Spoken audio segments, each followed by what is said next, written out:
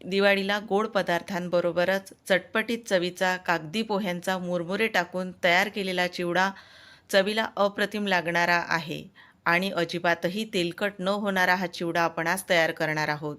काही जर तुम्ही गोष्टी लक्षात ठेवल्या तर चिवडा तुमचा असाच खूप दिवस कुरकुरीत असा राहणार आहे आणि तयार करताना तुम्ही अजिबातही हा तेलकट होणार नाही याची आपण पूर्ण काळजी घेणार आहोत. चला तर मग लगेचच रेसिपीला सुरुवात करूया. इथे चिवडा तयार करत असताना कागदी पोह्यांची अशा प्रकारे आपल्याला निवड करायची आहे. पोह्यांचे हे जे प्रकार असतात तर त्यामधला हा कागदी पोह्यांचा चिवडा तयार करण्यासाठीच हे पोहे वापरले जातात. तर आता आपण सुरुवातीला पोहे चाळणीमध्ये चाळून घेऊया. कारण यामधली जी बारीक अशी ही पावडर असते त्यामुळे आपण हे पोहे भाजत असताना पोह्यांसोबत ती भांड्याच्या तळाला लागून जळते आणि त्यामुळेच पोहे आपले हे काळपट होतात. तर असे हाताने आपण छान 2-3 वेळा हे चाळून घ्यायचे आहेत. तर तुम्हाला एकदा मी पूर्ण हे दाखवत आहे हाताने. तर हे अशा प्रकारची एक पावडर पोहे आपण चाळत असताना चाळणीच्या खालून पडते.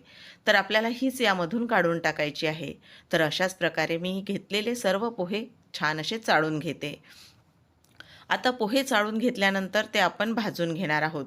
सुरुवातीला जे आपण भांडं घेतलेलं आहे ते जाड तळाचं घ्यायचं आहे आणि पोहे भाजत असताना जे भांडं घेतलेलं आहे ते जास्त आपल्याला तापवून घ्यायचं नाही. त्यामुळे पोहे आपले हे आकसले जातात आणि आपल्याला छान कुरकुरीत तर पोहे भाजायचे आहेत. तर इथे तुम्हाला एक महत्त्वाची गोष्ट म्हणजे पोहे जरी तुम्ही आकसले असतील भाजताना तरी ते पोहे थोड्या वेळाने परत पूर्ववत होतात. तर आता हे पोहे तुम्हाला मी दाखवत आहे छान असे गरम झालेले आहेत. आता एका भांड्यात काढून घेतलेले आहेत आणि जवळून तुम्हाला दाखवत आहे की हे पोहे आपले किती प्रमाणात आकसले गेलेले आहेत. जरी तुम्हाला आता हे असे दिसत असतील तरीही आपण पोहे जेव्हा चिवडा तयार करू तेव्हा मी तुम्हाला दाखवणारच आहे. तर अशा प्रकारे पोहे आपले भाजून झालेले आहेत आणि छान कुरकुरीत असे पोहे भाजले गेलेले आहेत. तर आता आपण इथे मुरमुरे वापरणार आहोत. तर हे मुरमुरे मी इथे अर्धा किलो एवढे घेतलेले आहेत. आता हे सुद्धा आपण भाजून घेणार आहोत आणि इथे आपण भडंग मुरमुऱ्याचा वापर केलेला नाही. हे आता इथे तुम्हाला दाखवते थोडे कडक आहेत तरीसुद्धा आपण हे थोडे गरम करून घेऊया. त्यामुळे यांनासुद्धा छान कुरकुरीतपणा येईल. तर आता हे सुद्धा आपण ज्याप्रमाणे पोहे भाजून घेतलेले होते तसेच इथे भाजून घेतलेले आहेत आणि भाजून घेत असताना मी तेलाचा किंवा हळदचा अजिबातही वापर केलेला नाही. साधे कोरडेच असे मी हे भाजून घेतलेले आहेत. अगदी मुरमुरेसुद्धा आपले लगेचच भाजून होतील. त्यानंतर आपण चिवड्यासाठी लागणारे इतर साहित्यसुद्धा बघून घेणार आहोत. तर इथे अशा प्रकारे हे मुरमुरेसुद्धा आपले भाजून तयार झालेले आहेत.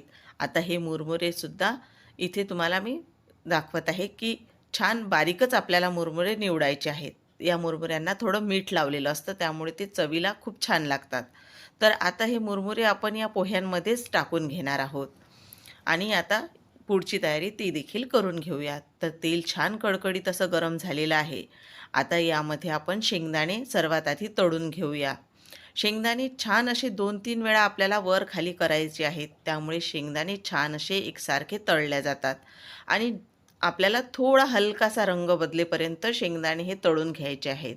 म्हणजे ते खायलासुद्धा छान लागतात आणि चिवडा जरी तुमचा जास्त दिवस राहिला तरी त्यांना वास येत नाही तेलकट असा. तर इथे आपले शेंगदाणे हे तळून झालेले आहेत. ते आपण भाजून घेतलेल्या पोह्यांवर आणि मुरमुऱ्यांवर टाकून घेणार आहोत. त्यानंतर सुकं खोबरं त्याच्यात छान अशा चिप्स तयार करून घेतलेले आहेत मी. म्हणजे एकसारख्या अशा ह्या पूर्ण चिवड्यामध्ये लागतात. तर आता हे हलकासा रंग बदलल्यानंतर सुकं खोबरं देखील आपण इथे तळून घेतलेलं आहे. फार जास्त डार्क रंगावर तळायचं नाही. आता इथे आपण जे फुटाण्यांची डाळ होती ती देखील तळून घेणार आहोत. ती देखील आपल्याला हलकासा रंग बदलल्यानंतरच काढून घ्यायची आहे. आता आपण फुटाण्यांची डाळ जी तळून घेतलेली आहे तीसुद्धा पोह्यांवर टाकून घेणार आहोत. अशा प्रकारे एक एक साहित्य तळून घेऊया आणि आपण जे पोहे भाजलेले आहेत त्यावर टाकून घेऊया. आता कढीपत्ता तळून घेऊया. तळताना मी त्यावर झाकण ठेवलेलं होतं. बऱ्याचदा तेलाचे जे शिंतोडे आहेत ते सगळीकडे पसरल्या जातात. त्यामुळे अशा प्रकारे त्यावर झाकण ठेवायचं आहे. म्हणजे आपल्यालाही तळताना कुठला त्रास होत नाही आणि जे आपण कढीपत्ता टाकलेला आहे तोसुद्धा छान असा तळला जातो. छान कुरकुरीत असा होईपर्यंत आपल्याला तो काढायचा नाही. कारण यामध्ये थोडंसं जरी मॉइश्चर राहिलं तरी आपला चिवडा हा नरम पडू शकतो. त्यामुळे छान कुरकुरीत असा कढीपत्ता हा मी तळून घेतलेला आहे आणि कढीपत्ता थोडा जास्त प्रमाणात वापरलेला आहे. आता इथे हिरव्या मिरच्या त्यांचे बारीक असे काप करून घेतलेले आहेत. मिरच्या देखील तळत असताना त्यामधलं पूर्ण पाणी आपल्याला तुटू द्यायचं आहे, सुकू द्यायचं आहे म्हणजेच. कारण त्यामध्ये जर मॉइश्चर राहिलं तरी देखील चिवडा आपला हा नरम पडू शकतो. म्हणजे त्यांचा हलकासा असा कुरकुरीत आवाज आला तेव्हाच आपल्याला ह्या मिरच्या काढायच्या आहेत. अशा प्रकारे इथे तुम्ही बघू शकता मिरच्या देखील आपल्या पूर्ण तळून झालेल्या आहेत. तुम्ही जर जास्त तिखट खात असाल तर वरून लाल तिखटाचा देखील इथे वापर करू शकता. तर इथे मी ह्या मिरच्या फार तिखट असल्यामुळे थोड्या कमी प्रमाणात वापरलेल्या आहेत. आता या तेलामधलं मी थोडं तेल बाजूला काढणार आहे, कारण हे तेल चिवड्यासाठी जास्त होणार आहे. तेल गरम असतानाच यामध्ये आपण 3 चम्मच पोहे खाण्याची एवढी मोहरी घालून घेतलेली आहे. त्यानंतर तेवढंच जिरं देखील घातलेलं आहे.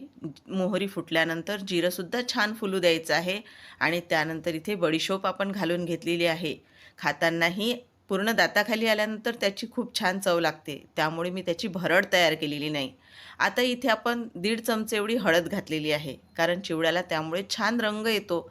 आणि इथे धण्यांची सुद्धा थोडी जाड अशी पावडर करून घेतलेली आहे, तीसुद्धा मी इथे 1.5 चमचे टाकून घेतलेली आहे. इथे आपण दुसरा कुठलाही मसाल्यांचा वापर करणार नाही आहोत. तर तयार केलेली ही फोडणी जी आपण पोहे भाजून घेतलेले होते त्यावर आपण थोडी थोडी सगळीकडे अशी टाकून घेणार आहोत.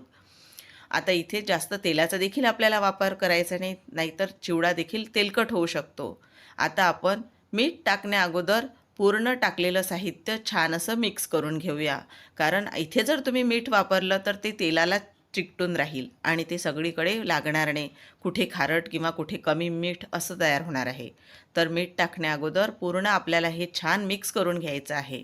आता एक अशी बघा चाळणी घेतलेली आहे. या चाळणीमध्ये मी जी पिठी साखर आणि त्यामध्ये थोडी अशी मी निंबू पावडर टाकलेली आहे, ती इथे 2 चमचे टाकून घेतलेली आहे. त्यानंतर काळं मीठ घेतलेलं आहे, ते सुद्धा चवीप्रमाणे. त्यानंतर इथे चाट मसाला घेतलेला आहे, तो इथे पोहे खाण्याचे 2 चमचे आणि साधं मीठ देखील इथे वापरलेलं आहे. तर मीठ थोडं तुम्ही बेताने वापरायचं. आता पूर्ण हे सगळं मी जे साहित्य घेतलेलं आहे ते एका चाळणीवर मी टाकून घेतलेलं आहे आणि चाळणीने मी सगळीकडे चिवड्यावर हे टाकून घेत आहे एकसारखं असं. हाताने टाकण्यापेक्षा चाळणीत घेऊन जर तुम्ही टाकलं तर ते एकसारखं सगळीकडे असं लागतं आणि कुठे खारट कुठे गोड असं चिवडा तुमचा लागणार नाही. तर सगळीकडे असं एक एक वेळा टाकत जायचं आणि चिवडा छान असा मिक्स करायचा. यामुळे सगळ्या चवी चिवड्याला एकसारख्या अशा लागतात. तर टाकलेलं पूर्ण साहित्य आपण जे टाकल्यानंतर मिक्स करून घेतलेलं आहे आणि तुम्ही दुरून देखील बघू शकता की आपला हा चिवडा अजिबातही तेलकट असा झालेला नाही. तर इथे तुम्ही मक्याच्या पोह्यांचा देखील वापर करू शकता जर आवडत असतील तुम्हाला. तर मी हा अशा प्रकारे चिवडा तयार करून घेतलेला आहे आणि हाताला सुद्धा तुम्ही बघू शकता चिवडा आपला अजिबातही तेलकट झालेला नाही. तेल नसल्यामुळे चिवडा तुम्ही 2 महिने जरी हवाबंद डब्यामध्ये ठेवला तर तसाच राहतो. इथे चिवडा मी 5 मिनटं थंड झाल्यानंतर हवाबंद डब्यामध्ये ठेवलेला आहे. आता याला झाकण लावणार आहे आणि आपला हा चिवडा हवाबंद डब्यामध्येच आपल्याला ठेवायचा आहे. तर अशा प्रकारे मंडळी तुम्ही नक्की या दिवाळीला चिवडा तयार करून बघा. रेसिपी आवडल्यास रेसिपीला नक्की लाईक, शेअर आणि चॅनलला सबस्क्राईब करायला मात्र विसरू नका. पुन्हा अशाच उपयुक्त रेसिपीसोबत आपण भेटूया. तोपर्यंत मात्र धन्यवाद.